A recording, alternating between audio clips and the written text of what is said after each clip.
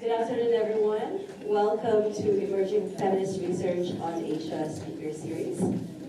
I would like to begin by acknowledging that McGill University is located on land that has long been a site for meeting and exchange for indigenous peoples, including the Haudenosaunee and Anishinaabe nations. As a migrant worker in Canada, I honor and respect these nations as the custodians of the lands and waters on which we meet today. So my name is Maria Huang. I am an assistant professor in the Department of East Asian Studies in the Institute for Gender, Sexuality, and Feminist Studies. Together with Dr. Gal Gavili, I am co-directing the Emerging Feminist Research on Asia Speaker Series, which brings together scholars to unsettle familiar narratives and discourses about Asia and people of Asian descent through a feminist lens. And I encourage you all to visit our website if you'd like to know more about our past and upcoming lectures. So we have another one coming up next month, November 11th. Yes. So Dr. Gauri Vijayakumar is coming on November 11th, Friday, to give a lecture on her book. We record all our lectures, and they are all uploaded on the website as well. So it is my pleasure to introduce our speaker today. Dr. Rhacel Salazar Parreñas is the Florence Everline Professor of Sociology and the Professor of Gender Studies at the University of Southern California. She is an ethnographer who studies labor, gender, international migration, the family, and economic sociology. A prolific scholar, she is the author of numerous books, including the path-breaking book, Servants of Globalization, Migration and Domestic Work, which is now on its second edition. In 2019, she received the Jessie Bernard Award by the American Sociological Association in recognition of her scholarly contribution to enlarging the horizons of sociology to encompass fully the role of women in society. It is truly an honor to have Dr. Parreñas join us today in person. We've been working to schedule her visit since 2020. And so, everyone, please join me in welcoming Dr. Rhacel Parreñas. Yeah. Okay. Okay. Okay. Then how do I just this one to move? Yes. Okay. Yes. Okay. Awesome. Thank you, everyone, for coming this afternoon, a Friday afternoon at that.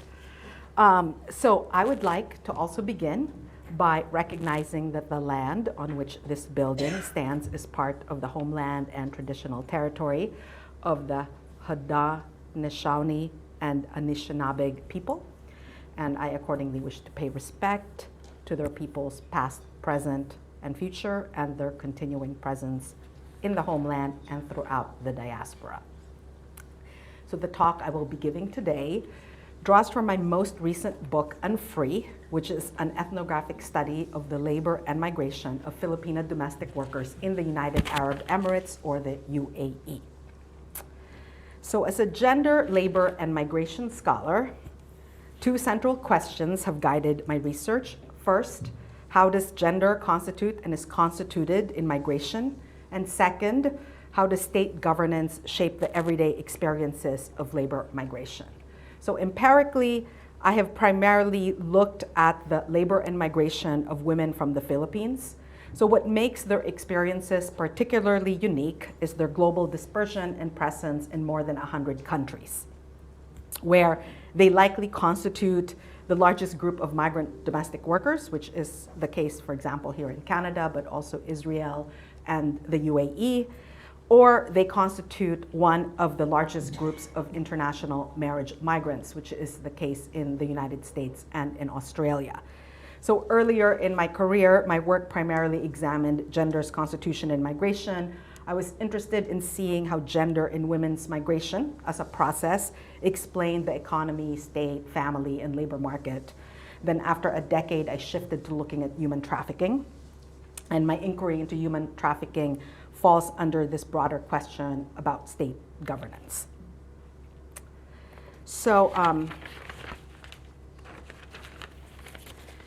human trafficking, by definition, is a crime that involves a three-part process in which someone is first transported from one destination to another. Second, they're somehow duped in this process. And third, they're exploited with exploitation according to the United Nations, referring at a minimum to sexual exploitation and or their subjection to forced labor, slavery, or servitude.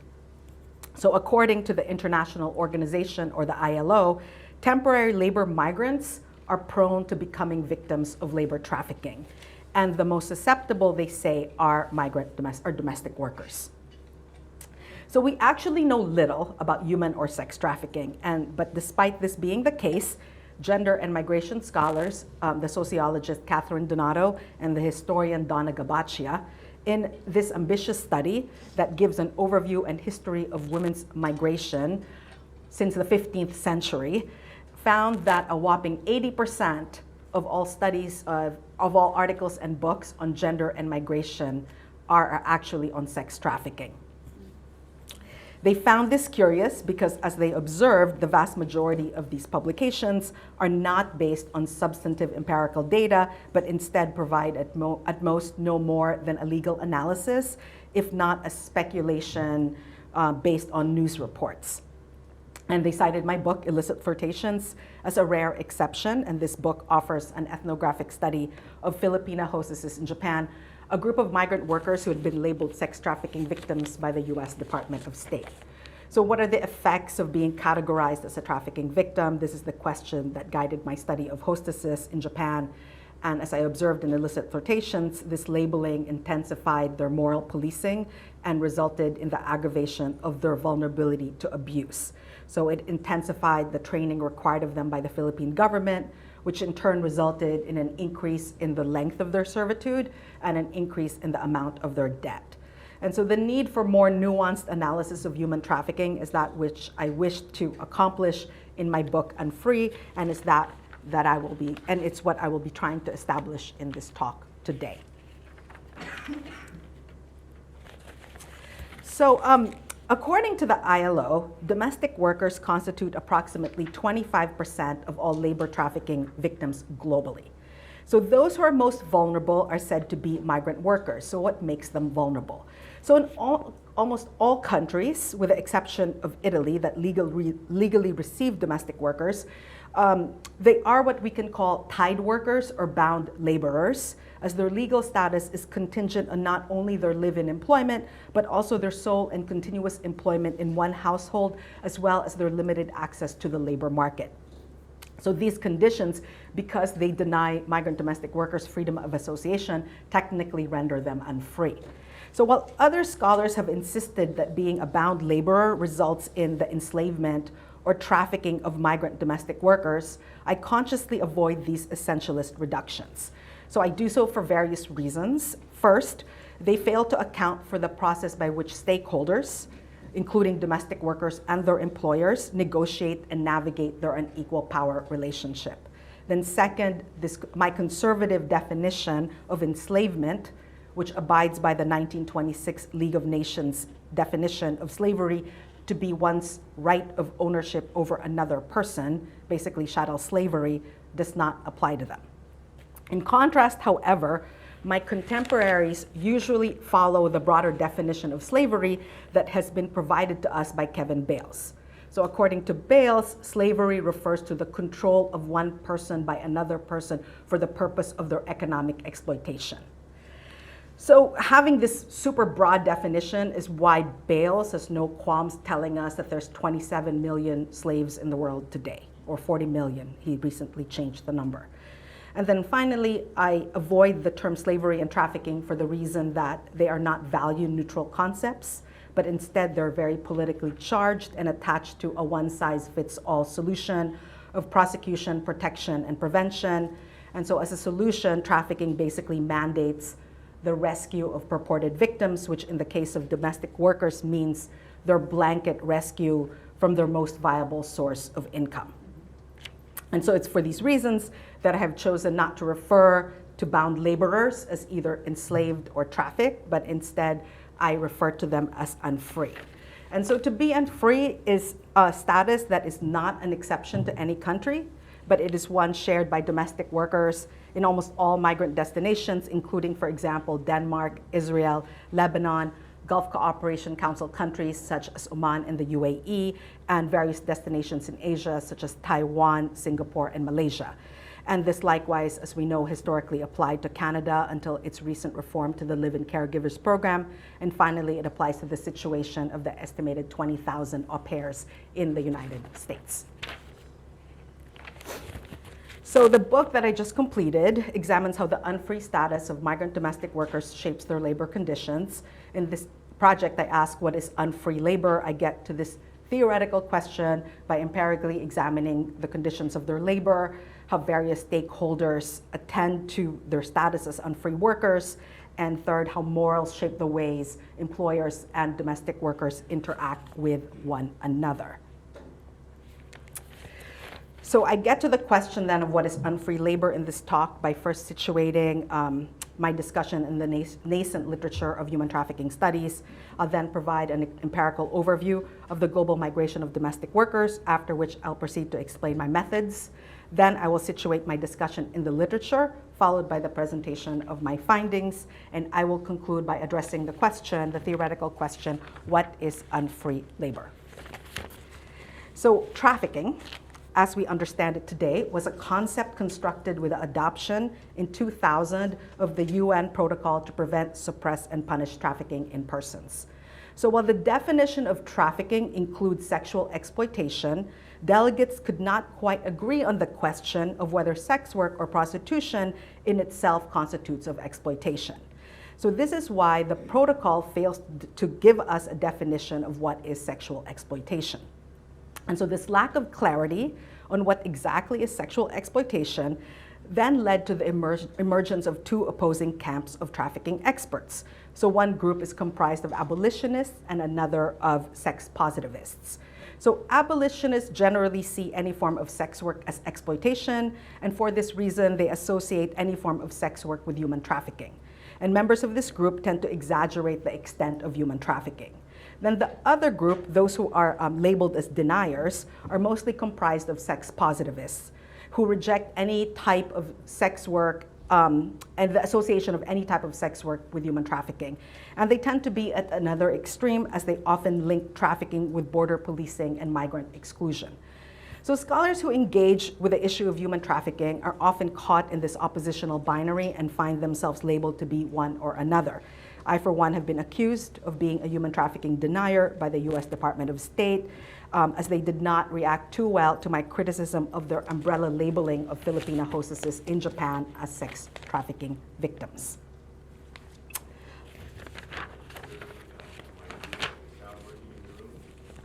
Yes, thank you. Thank you so much.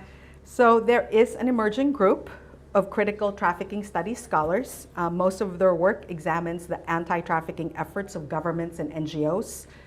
Their research generally shows that these efforts reflect racialized and gendered colonial projects. And among sociologists, we, for example, learn of the punitive approach of carceral feminism from Elizabeth Bernstein, the enforcement of redemptive labor to rescue trafficking survivors from Elena Shih, and the enforcement of gendered borders as a prevention strategy from Maria Wong. Then there's a smaller group of critical trafficking scholars who examine the labor conditions of those labeled as trafficking victims. And their studies consistently find that the absolutist labeling of groups as human trafficking victims are not only inaccurate, but also harmful. And so I would say that most scholars of human trafficking are neither embellishers nor deniers. They tend to occupy a middle zone, as their works recognize how structures such as restrictive migration laws render individuals vulnerable to human trafficking. At the same time, they resist the reduction of this vulnerability to trafficking, as they instead seek to describe and examine how potential victims are agentic subjects. And they do this without downplaying their vulnerability to abuse. So this is the challenge I faced when writing on domestic workers in the UAE. How do I account for their extreme vulnerability to abuse as bound laborers without reducing all of their experiences to trafficking or slavery. So as I noted earlier, approximately 25% of all labor trafficking victims are domestic workers, with many likely to be migrant workers. And so who are they? According to the ILO, there's about 11.5 million of them. About 75% of them are women. The vast majority, or not the largest group of them, can be found in Arab states.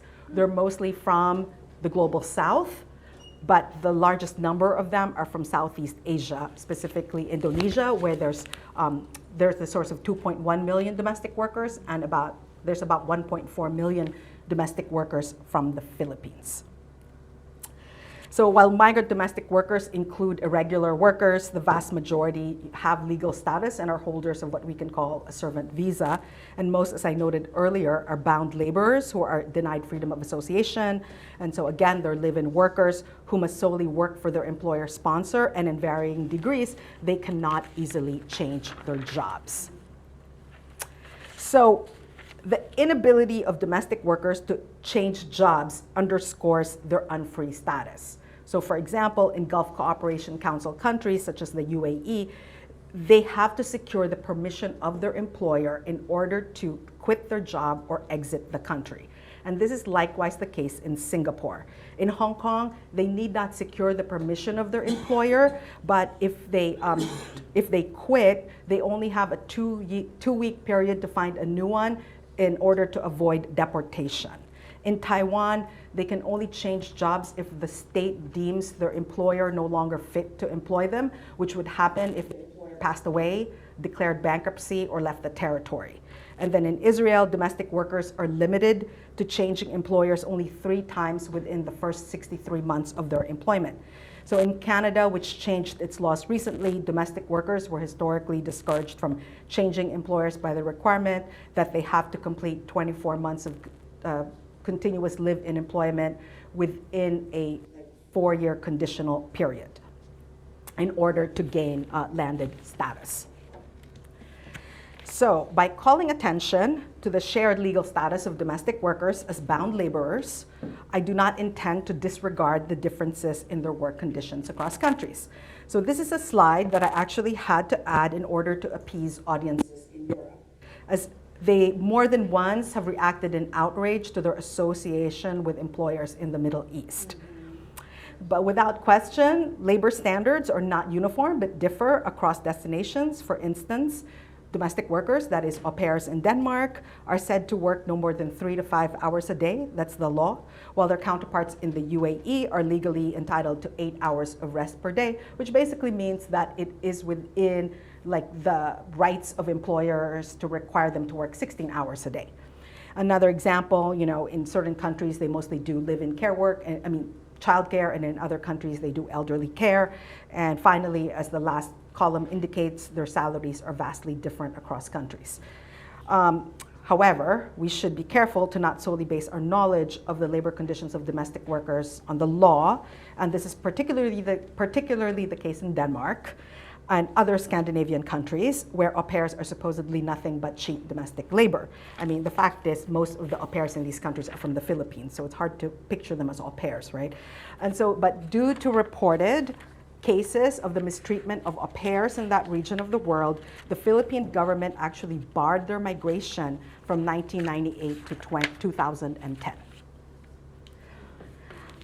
So the legal incorporation of migrant domestic workers as bound laborers renders them a mere household dependent. And so this legal status agrees with the view of domestic workers as quote unquote one of the family, described by feminist sociologists including Mary Romero and Judith Rollins as a controlling mechanism that's used by employers to solicit uncompensated labor.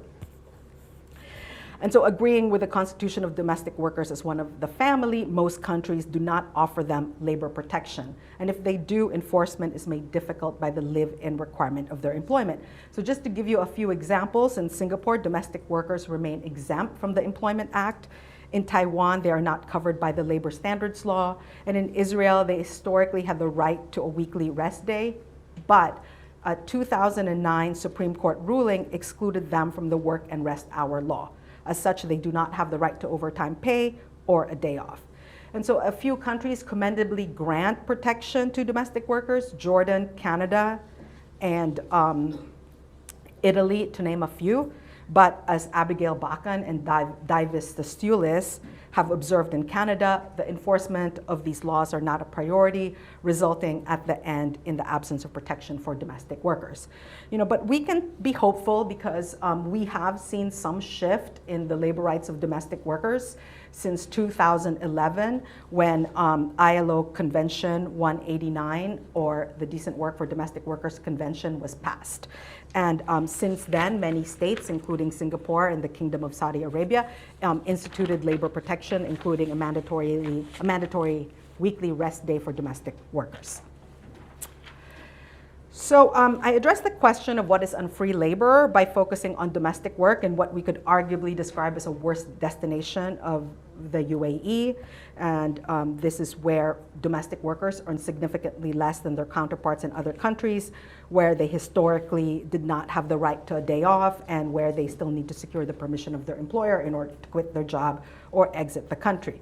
So while I conducted this larger comparative study of domestic workers in Singapore and the UAE for my book, and for this talk, I've decided to only use my data in the UAE, because at the end I realized that addressing my questions did not require a comparative study. And I chose to focus on the UAE instead of Singapore because of the greater challenge of accessing the UAE and the consequent lack of studies on domestic workers in that region. And my investigation of unfree labor is a multi-country study that relies on a variety of methods, including interviews, surveys, and participant observation. So due to time constraints, I cannot get into my methods deeply, but there's one thing I want to clarify, and I think that it's important to clarify because there's an assumption that people have when they hear me talk about domestic workers in the UAE. They often assume that I did convenience sampling, and I want to say that that's not true. And if I did convenience sampling, that would have meant that I would have over-relied on interviewing domestic workers in migrant shelters for abused workers. And then that would have led to a very skewed picture of the labor conditions in that country.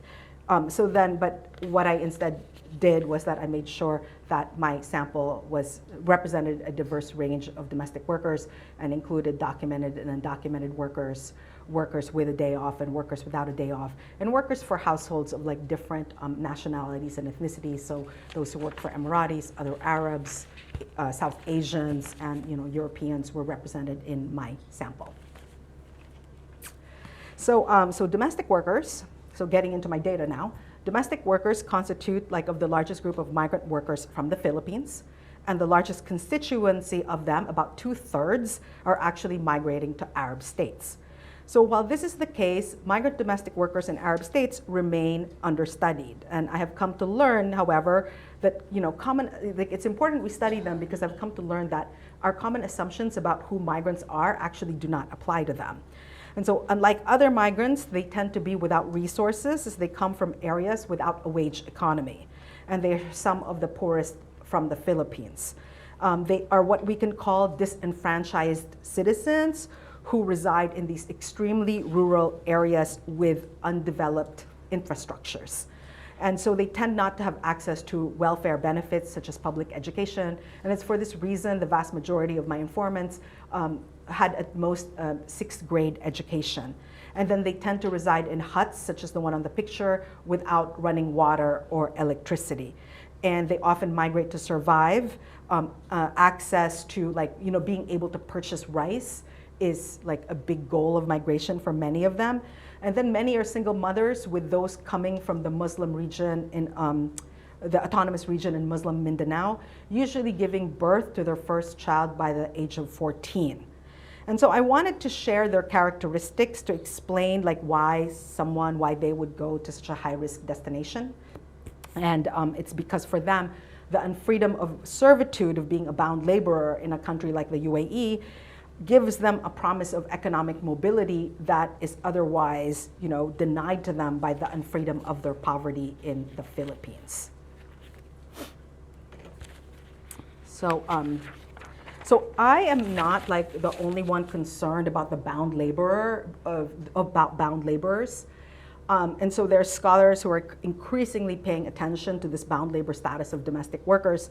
And so they generally describe how bound labor leads to various forms of subjugation, including alienation, enslavement, and trafficking.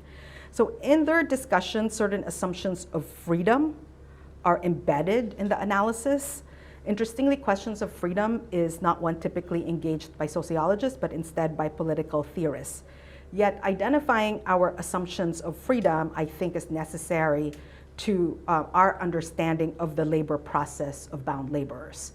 So in the literature on migrant domestic workers, discussions generally follow Marxist or liberal notions of freedom. So studies tend to abide by Marxist view of unfree labor as being the alienation of the worker from their labor within particular socio-economic systems of exploitation, or they are influenced by liberal theorists, such as Isaiah Berlin, and their discussion of negative liberty, meaning the ability to act without hindrance or constraint. So while Marx views feudalism and slavery as the ultimate socio-economic systems of exploitation that result then in labor alienation, that is unfreedom, he argues that wage workers are likewise unfree in capitalism because they remain separated from their means of production and thus compelled to sell their labor. So following this logic, scholars establish the unfree status of migrant domestic workers by describing the ways they are embedded in socio-economic systems of exploitation that result in alienation. So to give one example, the geographers Kendra Strauss and Judy Fudge examine temporary labor migration in Canada and the increasing use of labor intermediation from a Marxist perspective of freedom. According to them, the presence of brokers as mediators of job placements aggravates the alienation of workers in late capitalism, thereby making them compoundedly unfree because being brokered further removes one from the means of production. And then scholars writing on the unfreedom of domestic workers also abide by the notion of freedom as being without restraint, as they uniformly assert that interference, that is the inability of domestic workers to enter the local labor market without hindrance, results in some type of exploitation. So in other words, their central concern is the denial of negative liberty. In this perspective, then, scholars underscore how the domestic worker is not a sovereign who can do whatever they please, with the most significant affront being their inability to quit their job. So being trapped is seen as a form of structural violence that is said to then invite a master-slave relationship, contract slavery, or labor trafficking. So in other words, scholars who abide by this liberal notion of freedom see the denial of negative liberty as tantamount to exploitation. But this is what is interesting. These scholars also admit that the research findings indicate that not all employers abuse domestic workers. So this is a contradiction that they have not been able to resolve, leading them to dismiss the presence of good employers as a mere anomaly. But are they really just an anomaly, or does their existence point to the limits in the utility of liberal freedom? So I'd like to argue that this contradiction, the inability of scholars to explain variations in labor conditions among migrant domestic workers, ultimately points to the limits of a Marxist or liberal-based analysis of bound labor, as they only allow us to understand the worst extremes potentially faced by domestic workers. So Marxist or liberal-based analysis also cannot account for how other laws, particularly those that seek to protect the human rights of migrant domestic workers, would mediate their bound status. And so this is particularly important since the passage of ILO Convention 189, right, which tried to standardize domestic work globally. And then finally, a liberal perspective on unfreedom, it's limited by this blind advocacy for the absence of any restraint on migrant domestic workers as a solution to their status. So we see this in the romanticization of illegality as a solution to bound labor, which is an argument advanced by Pei Chia-Lan on Taiwan and Pardis Mahdavi on the UAE. But autonomy in this sense implies that any form of governance, including laws of protection for domestic workers, would entail interference. So my dissatisfaction with dominant discourse on the unfree labor of domestic workers is due to their inapplicability to the situation in the UAE. So despite their unfree status, migrant domestic workers in the UAE experience a diversity of work conditions. Some have a day off and others do not. Some are allowed to do part-time jobs and others are not. Most are paid by employers every month, but some find that their employers withhold their wages until the end of their 2-year contract. Most have private bedrooms, but some find themselves having to sleep in the hallway or in the kitchen. Some have access to like the internet and the phone, and some do not, and those who do not cannot communicate with their family in the Philippines. Some are overworked, averaging 18 hours a day, while others find themselves working less than 8 hours a day. Some have employers that lock the refrigerator, which limit then what the domestic workers can eat, while others find that they can eat whatever they want in the household. And a few people I have interviewed faced extreme brutality at work, with some raped, some tortured, some starved. But I want to say the vast majority of migrant domestic workers are not brutalized, and this includes those who run away. Those who run away usually run away because they're working too long hours, or because they're upset about being isolated. And so what are the implications then of having this diversity of work conditions? So it tells us that being a bound laborer doesn't result in this exploitation.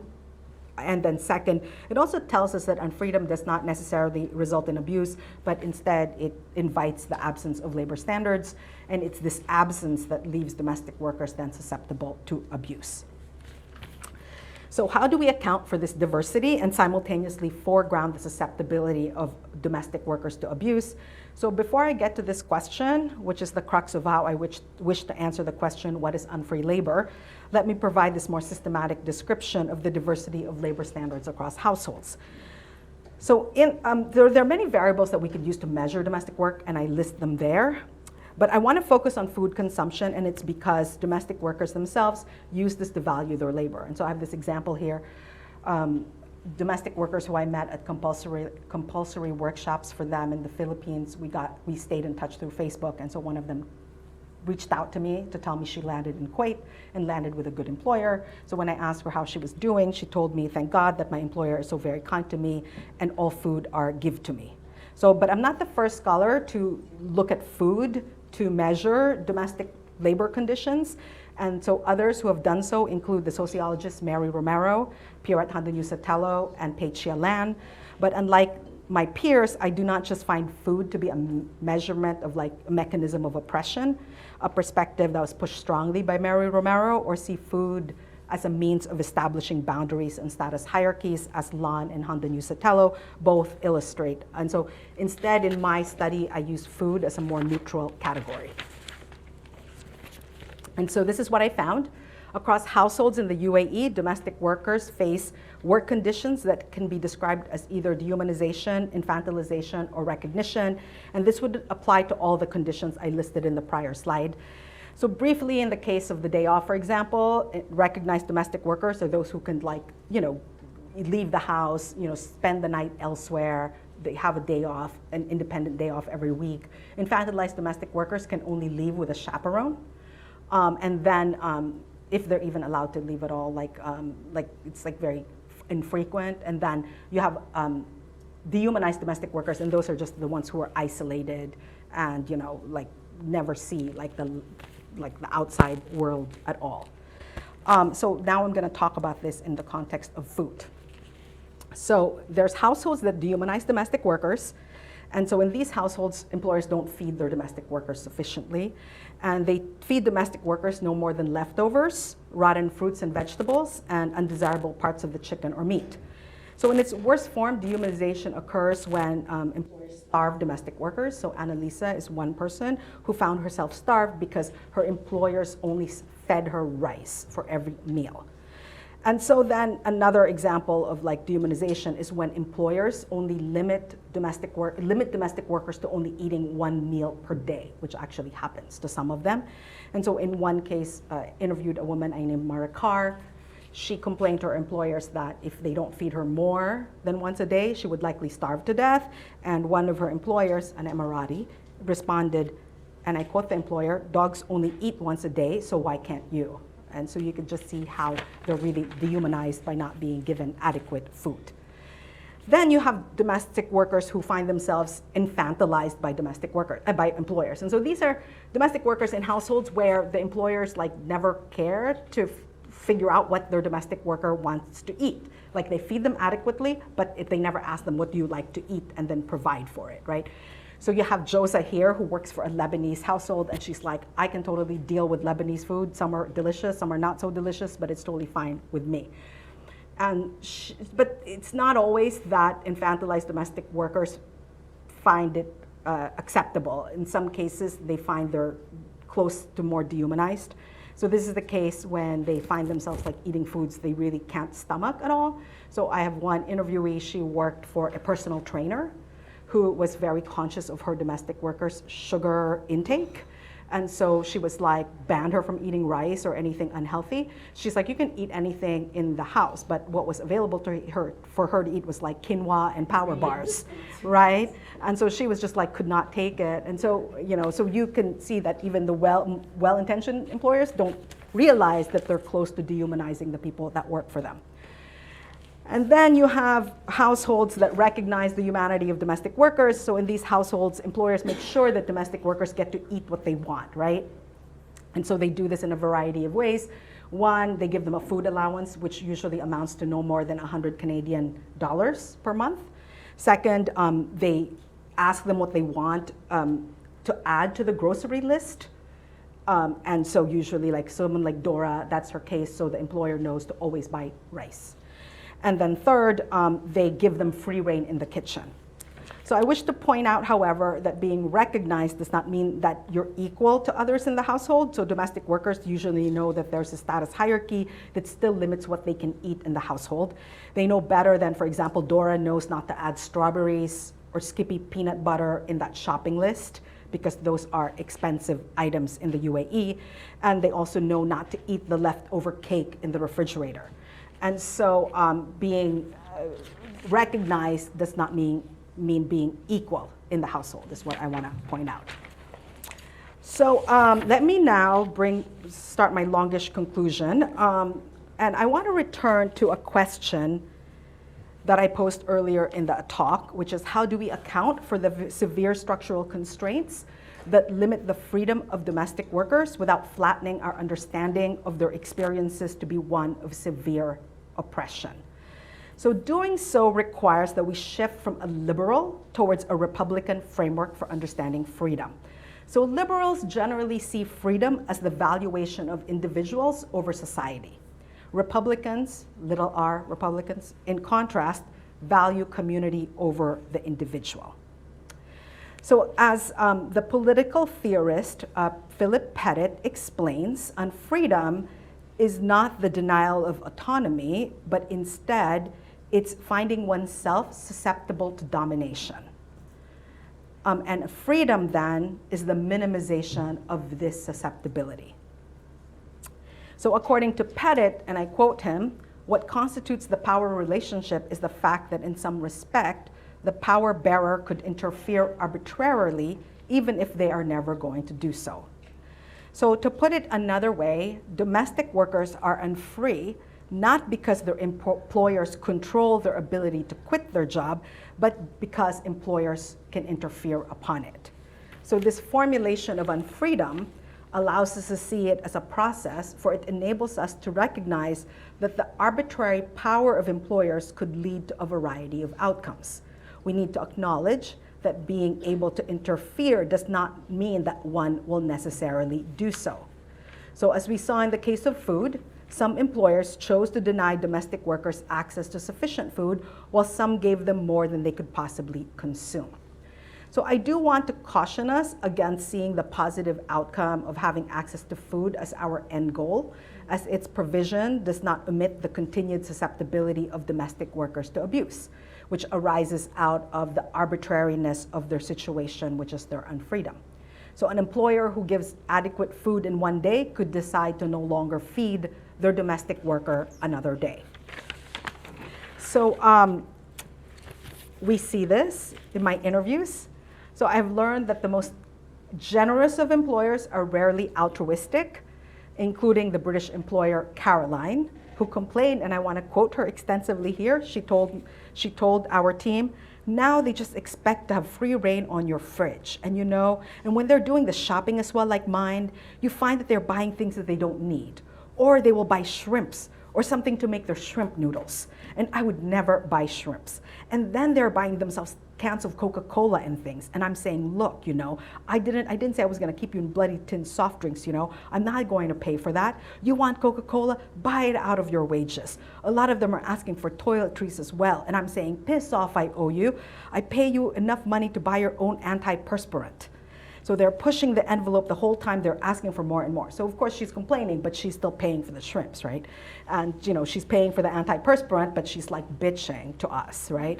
So but her complaints are telling. They tells us that her recognition of her domestic workers' desire to eat shrimps is not enabled by any altruism on her part, but instead by this unspoken moral pressure that she begrudgingly succumbs to. So this then raises the question of what are the sources of her moral pressure. So in this last slide, I want to conclude by emphasizing that the complaints of Caroline are significant as they indicate the need to have mechanisms in place that would discourage employers like her from acting on their arbitrary power over domestic workers. So the need for such mechanisms tells us that we must think beyond a liberal formulation of freedom, which calls for the right of individuals for autonomy. Instead of seeking autonomy, Republican political theorist Pettit argues that freedom can be best achieved through the alleviation and reduction of the arbitrary domination of those in power. This can be achieved through mechanisms of what he calls, quote, anti-power. So according to Pettit, anti-power, the diffusion of the authority of those with power is best enforced via regulation, through laws, welfare state initiatives, and empowerment projects. So in the case of domestic workers in the UAE, such mechanisms do exist already. We see this play, via heightened regulation, protectionist laws, and education programs. So indeed, these, we see these mechanisms of anti-power and the efforts to reduce the arbitrary power of employers over domestic workers by these protectionist policies, such as mandatory rights awareness classes that domestic workers take in the sending state before they leave for the UAE. And so this is the case in the Philippines, Indonesia, and Ethiopia. There's also regulatory efforts by the UAE government and human rights discourses that have been advanced by advocacy groups such as Human Rights Watch and the ILO. So the existence of these mechanisms of anti-power partially account for the variances in labor standards across households. So they discourage employers like Caroline from acting on their power to feed domestic workers inadequately. Yet, as established in the literature on domestic work, it's a challenge for laws to dictate the norms in the private sphere.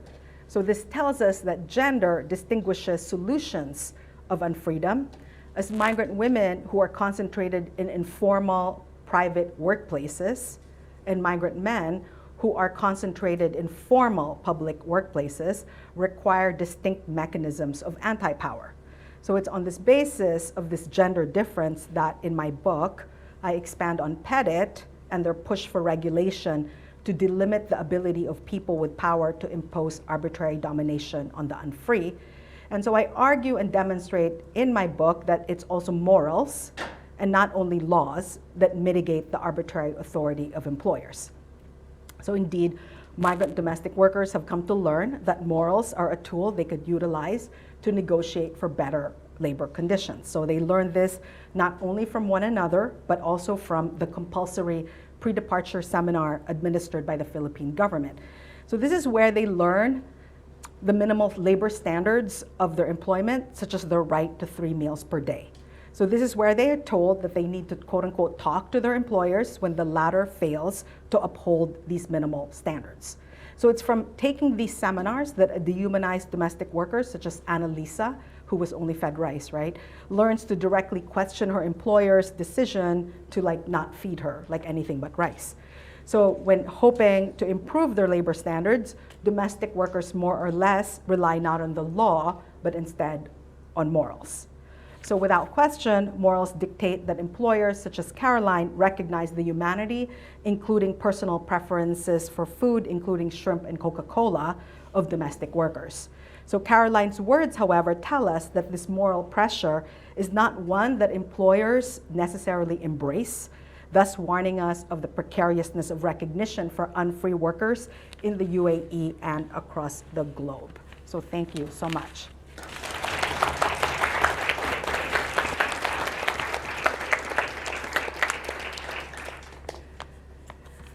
Thank you, Dr. Parreñas, for sharing with us your very important research on on the urgent issue of unfree labor. So we're now going to open the floor to Q&A.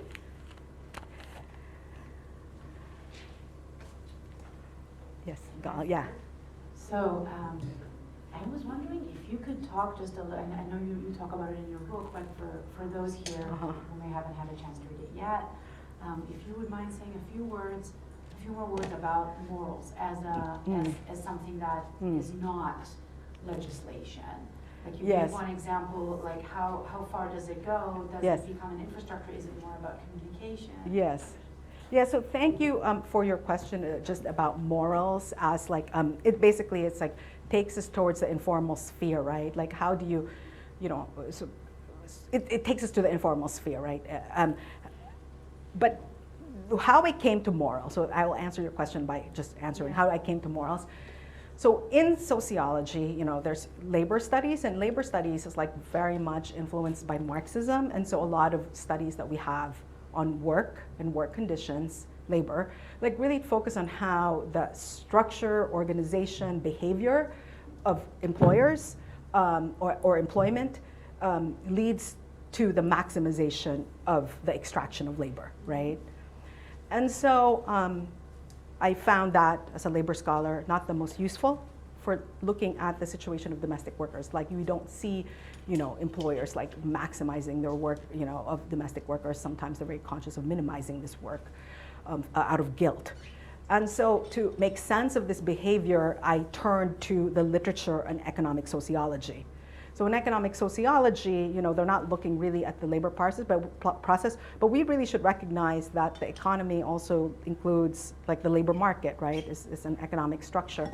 And so in economic sociology, they often look, because they're so influenced by Karl Polanyi's earlier work, they look at how morals like mitigate market forces. How morals, and that's what they try to show. How morals, and with the work of Viviana Zelizer and her students, they try to illustrate in the many ways in different types of markets, how morals come into play to diffuse, to mitigate, the effects of market forces. And so I basically took their work and applied it to the context of the labor market. So another way I could explain my work is that it's the meeting of Philip Pettit and Viviana Zelizer to help understand what's going on in the situation of migrant domestic workers who are bound laborers. Yeah. My question was just about how you talked about. Okay. My question was about how you talked about 2/3 of the Filipinos were migrating to these Arab states. Yes. And then, like you mentioned, why, for economic mobility, they were migrating. Yes. But could you explain why they are attracted to this location specifically? Because I know you had a grasp about the other locations. Yeah. Okay. So thank you for your question. So what is curious is that so there's the vast majority of people who leave the Philippines as migrant workers are women. Well, it's like 51-50, so it's not the vast majority, it's inaccurate. So it's women and men, with women slightly over men.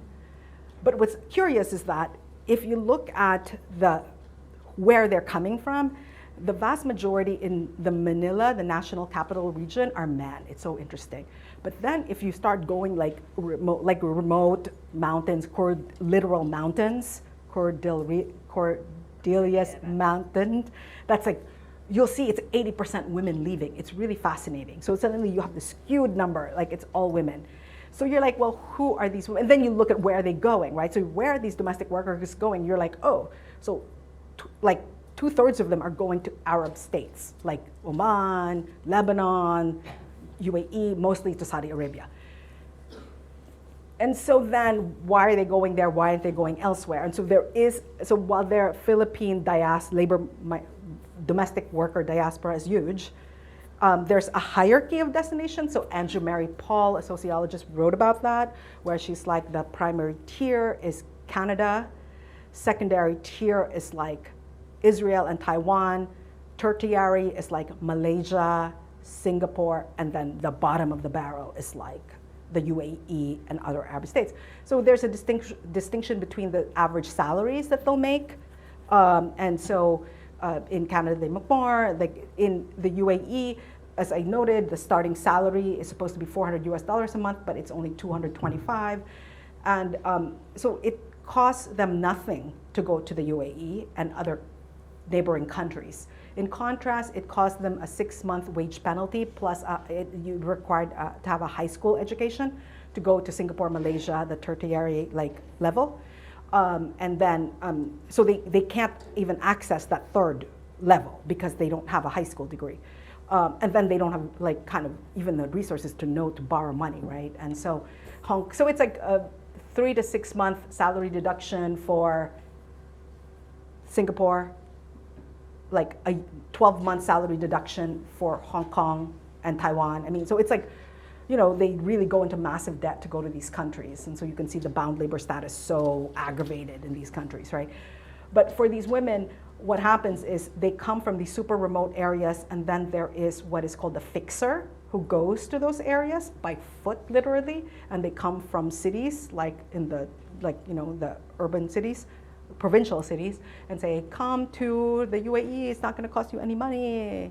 You don't have a passport? What? You don't have a birth certificate? Let's make you a fake one, So it's like, and so then they, they help these women get means to go there, which is, what happened to Mishra, right? They don't, sometimes it's like they forget the name that they came in with. So then they've been undocumented so long, and then they're like trying to get out of the country, and they're like, we can't find you in the system, so you're stuck here in perpetuity, because it's like sometimes it's not the real name that they use, and so what happens is they're like escorted. They do their mandatory training. Usually it will cost them like $100 or something, but it's like it doesn't cost them anything, and so it's actually paid for by the employer, who pays like $3,600 on average to get the women to the UAE or the Kingdom of Saudi Arabia. So you could see that the notion of the employer feeling that they own this person because they already paid $3,600 to get them in their house.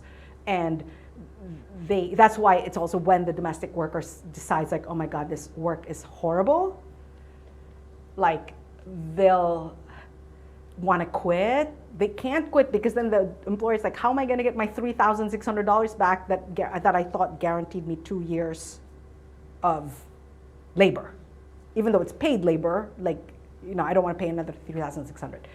But the long answer to your question is because it's like they're so impoverished, that's the only place that they could go to and they qualify to go to, and because it's such an undesirable destination, they like literally get plucked and taken there, right, by people who entice them. Yeah. Yes. Yeah. Oh, sorry. Yes. Indeed. Yeah. Okay. Can you hear me? Yes. Okay. So thank you for your presentation. I think that was really interesting that you pointed to the fact that in the countries that you presented, it seems that the regulation mostly protects the employers rather than the workers, whereas the employer obviously have more power than the employer. So that should be the contrary, obviously. And it reminds me of the issue of prostitution, where states regulation don't protect the sex workers. So would you link maybe the two issues, or is it a different idea? So in my other work, I came up with Eileen Boris. We came up with a category of, because we were thinking about that, what are the links of the work women do? And we sort of theorized the work that women do, particularly migrant women, as like intimate labor. And one of the reasons why we came up with a category of intimate labor is because we wanted to destigmatize sex work and prostitution and and basically try to contribute towards working on helping us develop frameworks that see prostitution as not this exceptional job, but actually to have characteristics that are similar to other forms of employment, right? And so if you look at the work of intimacy as like caring for the intimate needs of others, then you can like broadly include domestic work and sex work in the same kind of, in the same category. It's funny, we could tell sex workers this, but we would never tell domestic workers this because they'd get so offended, but as a theoretical framework, it sounds like, compelling, right? I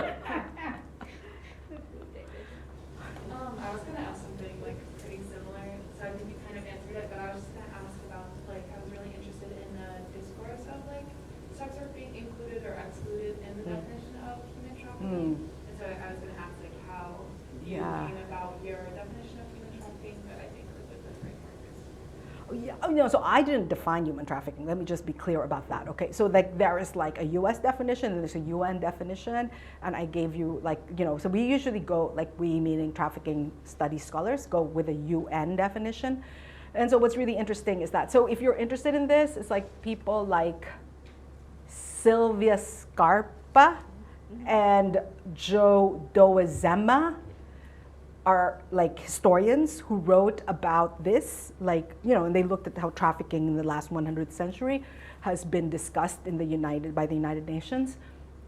And so I know that there was a contingency of abolitionists who were really lobbying to include sexual exploitation. So then, this is a three-part process. Like you get taken somewhere, then number one, two, they lied to you, and third, you were somehow exploited. But what does exploitation mean? So then they're like slavery, slavery, servitude, and forced labor. Totally makes sense. Then they added sexual exploitation, right? So that's like a weird outlier. Like what is it doing there, right? And so that was because these abolitionists were adamant about just linking human trafficking as a category to prostitution. And for them, it was like, because any form of prostitution has to be trafficking. And that was their political goal. But then there were people who kind of fought against that. And so that's why they left it undefined. But the people I mentioned are the ones who write about this more closely, yeah. The guy, I guess, David. David.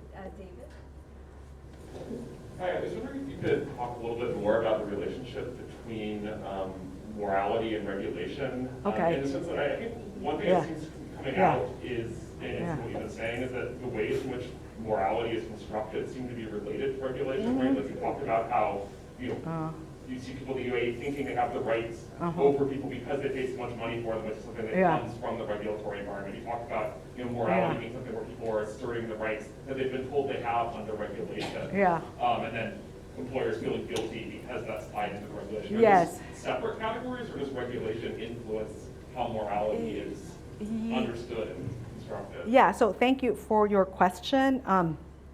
So in the book, in the longer discussion, so I do say that what happens, so there's this question, I can't really fully answer it obviously, so where does moral pressure really come from? Where do employers sort of feel like I should feed them, right? How do I know this is the right thing to do, right? Because a lot of times employers are first-time employers too, I don't know how to treat this person, I don't know what's fair, I don't know what's not fair, right? And so what's interesting is that you do have a lot of advocates who then construct and share moral discourses. And these moral discourses are, so it's a huge source of how morals enter the imagination of employers. So you'll have like Human Rights Watch sort of write these reports, and then they release these reports, say these are the horrible things domestic workers do, and then this is bad, and so they'll work with CNN, and then CNN will have these like shows, about human trafficking that human rights sort of fed them the information for. And then you interview employers, and they'll say, yes, I watched the CNN show, and then they did this, and so I know I'm not supposed to do that. So it's very interesting, so it's very direct. But then you also have laws, right? Where then when the laws get released, employers sort of navigate it in their head. Like, do I follow that law or do I not follow that law, right? Or do I conveniently ignore that I know the law is there, right? And so, so it's not like, it's not an either or thing, but they work in tandem with each other. But it's very important to point out that we need solutions that exceed the law. Mm-hmm. Because right now, where we are at is the ILO is basically saying we need laws and we need more laws and more laws. But then the Canadian scholars Davis Tasulis and Abigail Bacan will even say with Canada, you can have all the laws you want, but it's not going to say that the employers are going to be abiding by these laws, right? And so what I found then, what was very interesting was that it was in their person-to-person interaction with domestic workers that became one of the biggest sources of moral pressure for employers. Yeah. And it's because when these domestic workers, before they leave Ethiopia, Indonesia, or the Philippines, they're being told these are your basic rights. So when they enter these spaces and these basic rights are not met, they say, I was told by my government that you have to feed me 3 times a day, right? And so if you could see even in the quotes that I shared, it's them saying, I told my employer this, I told my employer that. And so a lot of times these moral pressures come to life through the domestic workers' articulation of them. Yeah. And so with the Caroline, that employer, she would never tell her domestic worker, you can't buy shrimps, right? Even though she wants to tell them to not buy shrimps. So the most she can do is complain to her friends, right? I'm gonna defer to you. Thank you for your talk and research. I just wanted to ask, I'm just thinking about how in domestic sphere boundaries are so difficult to maintain, and they change as well because it's such an intimate space. But has there been cases of unfree labor stemming from being super, super close to the person you're working with, because it is in the home, and if it's a housewife who's employed as a domestic worker, they don't feel like they're just their employer. It's a kind of friendship that's formed in this way. It's unfree because they have no kind of obligation. It's not financial. Yeah, so a lot of other scholars before me have written on this, where they've written on many, almost all of them, talk about how there's this unequal friendship, where the friendship is one way, where the employer basically, the woman employer feels oh, this is a person that I can share all my problems to, right? And, but domestic workers can never reciprocate, right? But what was very interesting in the UAE, that's not as common, but there is a more distinct boundaries that you're the servant and I am the master kind of thing, And so there's less interaction, there's less kind of that letting your domestic workers know your secret. And so that's what's and so it's a little bit more feudal, I would say, in these households, even among Western employers, that there's a distance that they maintain. But I think it's also because of the architecture of the places, right? And it's because you have these villas where the domestic worker live, and so it's harder to be intimate.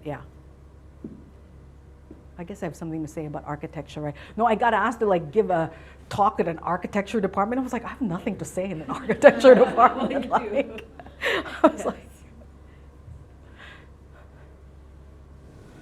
I was just really interested in what you said briefly about Denmark.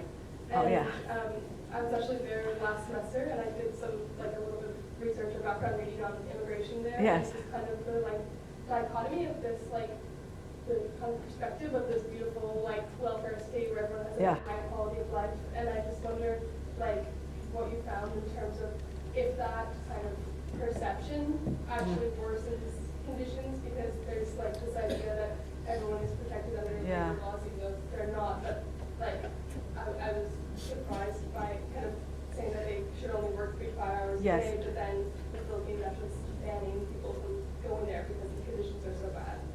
Yes. I wonder how that's happening. Yeah, so that they're supposed to be in an educational, cultural exchange, right? And the fact that, you know, where are au pairs in Denmark from? If they're not from the Philippines, they're from Estonia, right? And so then you're like, are they really cultural exchange students? Probably not, right? And so then it becomes, so they might not work 18 hours a day, but there's definitely like, even though the laws are more protective, the employers definitely, you know, like stretch kind of the limits of the law and oftentimes make the the au pairs work for more than 5 hours a day. But, you know, again, like the UAE, there was also, like I spent some time in Denmark, there's huge variations in employment standards for au pairs too, where some like employers were very keen on like making, you know, letting the domestic worker, the au pairs go to school, you know. But there's some who definitely treated them as just like household help. And like, for example, if they're at home, they didn't want them at home. And so they forced these au pairs to like be outside, you know, it's like outside. They never felt at home in those places because they would, like, it was almost kind of like they were desired to be these invisible people who were only gonna be present if they were needed, which is so hard to do in a place where houses are small, right? But that was sort of what, like they kind of wanted them, but they didn't want them. That was sort of the contradiction in Denmark that we found.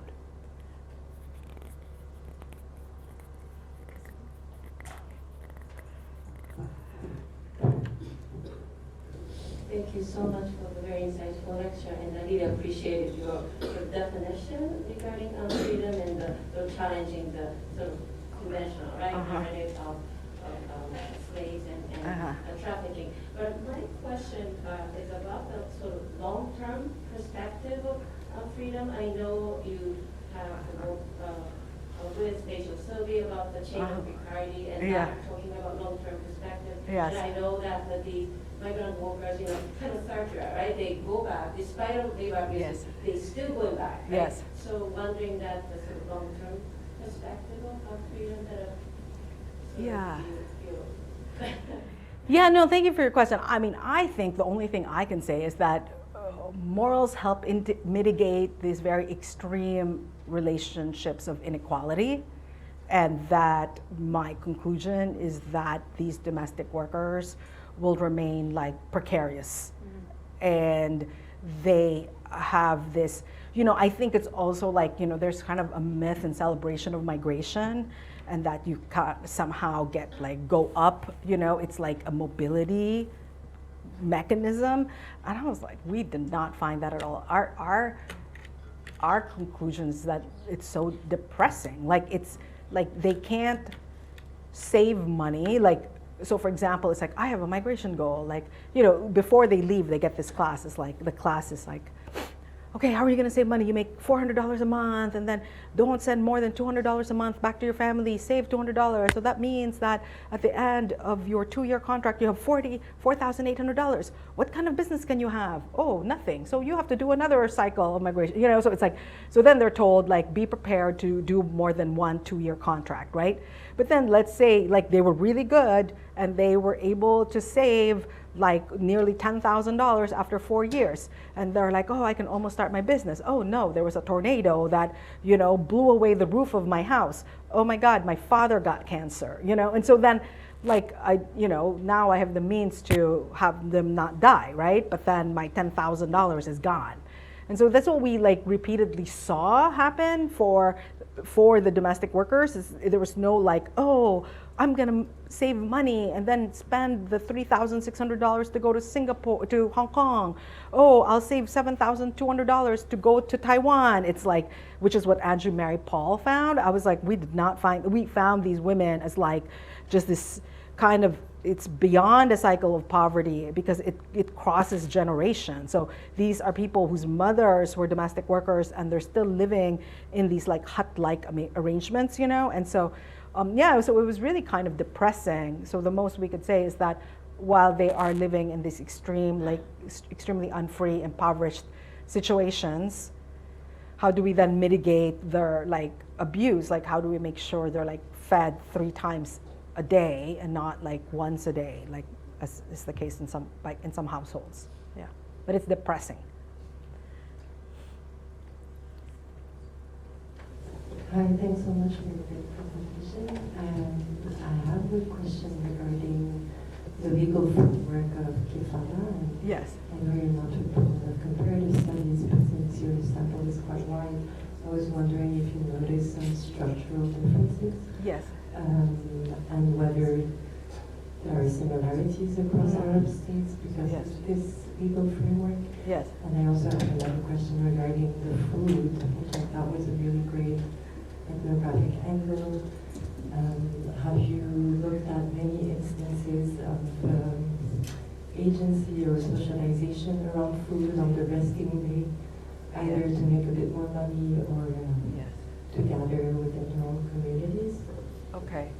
Yeah, so the second question, it's interesting about the gathering of communities, like eating food, like, you know, eating food together. Like you find that a lot in like Singapore. You also find that like Amrita Pandey wrote about that in Lebanon. In the UAE, do they do that? Like they didn't do that. I think it's so hot, they didn't do that. But like, you know, but during like the winter times that they would do like certain parks, you would find them, like especially breaking bread during Ramadan, that you would do that. And so you have some employers who are more generous with like enabling these kinds of, you know, like for domestic workers to be able to cook the foods that they like to cook. So yes, but, and so yes, so I'll just say yes. And so then I want to answer the question about the kafala system. So the kafala system is the name given to that bound labor status that we find that, you know, in the Arab region, the kafala system basically refers to how if you're a guest of the country as a migrant worker and that you have an official sponsor and that's your kafil. And the kafil then is the only person that you could technically work for. So like variations in that, there's like kind of, it's brokered where your kafil is different from your employer, et cetera. But the kind of cultural reference is that it's some form of kind of a cultural sponsor for you, like this person's responsible to for your cultural adjustment to this country that you've entered. And, but there is this kind of weird like notion that employers have as the kafil, that they are personally responsible not just for the well-being of this person, but for all the crimes committed by this person. And so then this culturally intensifies the sense of control that employers sometimes have for their domestic worker. And so there's this question, are they really kind of just using this then to be able to extract more labor from their domestic workers, or do they really feel culturally responsible? But what is interesting is that I think one of the points of my work and Rhacel Sylvie's work is that we really want to emphasize how the kafala is not regional. It's not just regionally contained within Arab states, but like you see, as I tried to explain in this lecture, like there is a similar form of kind of kafala system, like globally, right, that's affecting all domestic workers. But there is no kind of cultural sense attached to the kafala in a country like Taiwan, like there would be in the UAE. And that cultural sense could be good for domestic workers because like you have employers who are like, I'm responsible for this person, so I will send all their children in the Philippines to school, college, medical school, whatever. This person has worked for me for 30 years. I will buy a house for them, build a house for them in their village in the Philippines. Like, you don't really hear that happening in Singapore. You don't hear that happening in other countries, but you do have this kind of like more like kind of long-term patronage loyalty system that emerges from the kafala system that you don't see in other contexts. But then you also have like, oh no, if she goes out of the house and then she'll have a boyfriend, and then when she has a boyfriend she'll get pregnant, and then when she gets pregnant I will get incarcerated alongside her. So no, she can't have a she can't have a day off, you know. So you'll have also those interpretations of the kafala system. So there is like kind of a cultural dimension to it, but the cultural translation is really varied. And I think it's because of the morals of the employers, right? Yeah. My question is about, the conclusion. I was wondering how the liberal position would respond to the conclusion about regulation and morals. And specifically, yeah. I guess I see the nuance that you're drawing out between the Republican and liberal position. Yeah. But I guess what I'm wondering is, would not a liberal position also see value in regulation and morals as constraints? Yes. So they would probably also see value in that, but they haven't articulated it yet, right? So within the literature itself, the people who are kind of liberals in their thinking or assumptions, like, but I also think it's kind of unexamined bias in their works, right? That they're not realizing that they're advocating for this. And so what's really interesting is the ILO has this stance. So like Adele Blackett, who teaches here, she's like laughing when she read my book. She's like, oh my God, you're making ILO's life difficult because you're basically telling them more regulations is not gonna solve their problem, right? And which is what the ILO stance is. So there is a limit. So I am calling out like Republicans like Philip Pettit saying, you know, you can't just look at this as a formal process, which is what he's doing.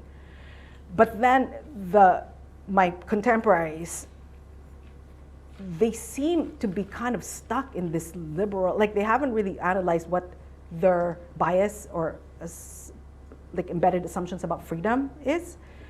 But you see in their work, if you read it closely, they're all sort of saying, because these women, like I said, can't quit their job, they end up with these horrible work conditions. In contrast, their findings say, if you are undocumented, because then you're not constrained, you have freedom in the market, like I can choose my employer as an undocumented person, my job is so much, like my labor conditions are much better. Like they all say that. My findings, however, says that's not true. People who are undocumented are criminalized. Being criminalized means it's like you're always looking in your back because you think the cops are gonna arrest you. You have high stress. Employers know you're undocumented, so they know they can lowball you, because then what are you gonna do? Go to the police, they'll arrest you, right? So there, to be undocumented, there's a 25 dirham penalty per day. So let's say you're undocumented for 2 years, it's like 365 times $8 US dollars. So it's a lot of money, but then what happens is they just get incarcerated until Ramadan, and then they get forgiven. Then they don't have to pay the penalty. But the law is you have this penalty of 25 dirhams per day if you're undocumented. So you can just imagine the stress of being, like the freedom of an illegality that my colleagues seem to imagine, I find totally false. So that's what I'm like pushing against when I advocate for moving towards like a Republican notion of freedom, which is looking at like how do we minimize the ability of employers to mistreat them, whether they're undocumented or documented, right? And we could have laws, which is what the ILO is saying, but I'm saying laws are not enough. Laws are great because laws do create these moral standards, but that's not enough, is what I'm trying to just show in my book. So maybe, thank you. We can have 2 more questions, and then Catherine, you can do first. Yeah. Mm-hmm. Oh. Oh, okay. Catherine, okay, the 2 of you. Yeah. So Thank you so much. I was really curious about the gender kind of element of this, like the way that more of the rural kind of like migration is women, and then they go to these states, and how I guess like the influences, like does the role of morals in unfreedom kind of differ by gender then because of this location kind of split? Like I'm just really curious about that. About the gendering.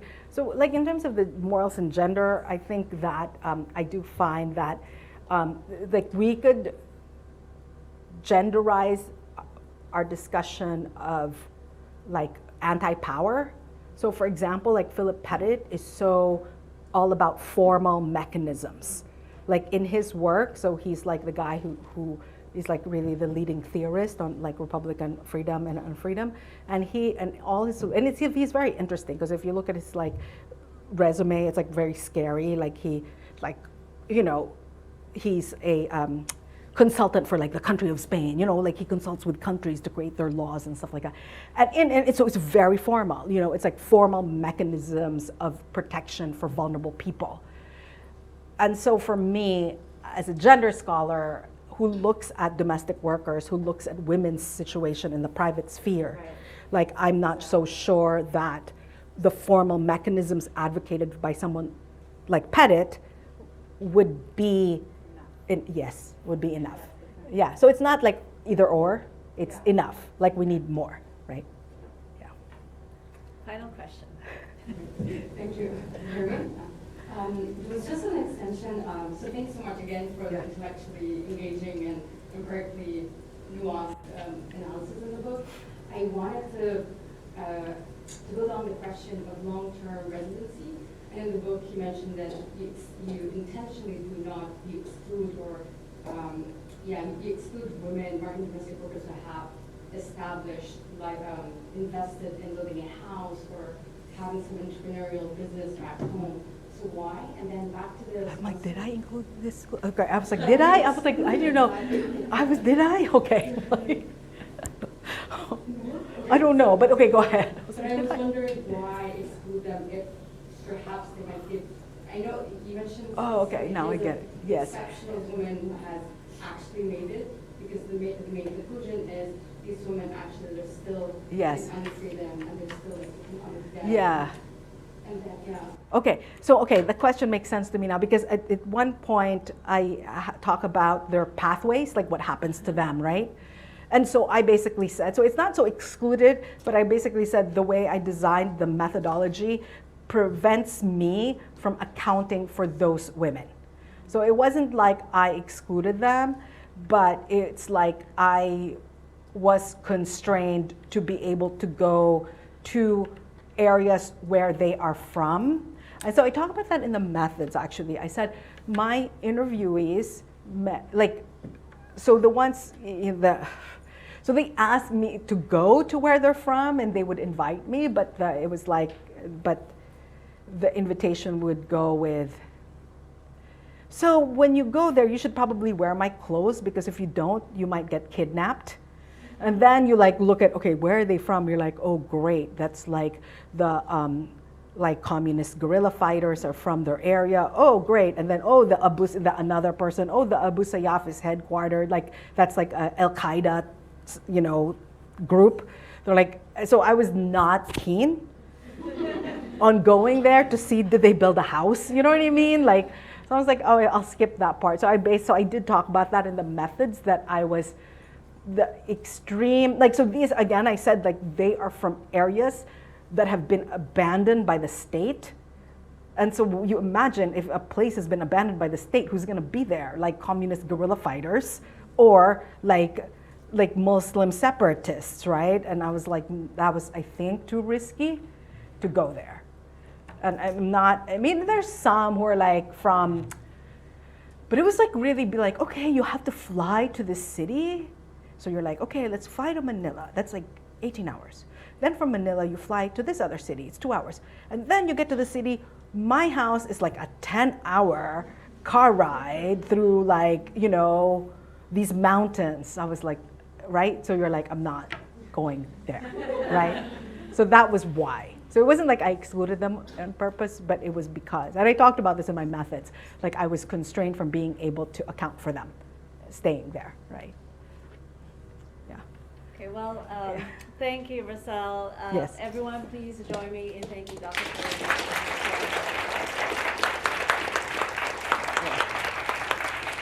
And thank you all for coming.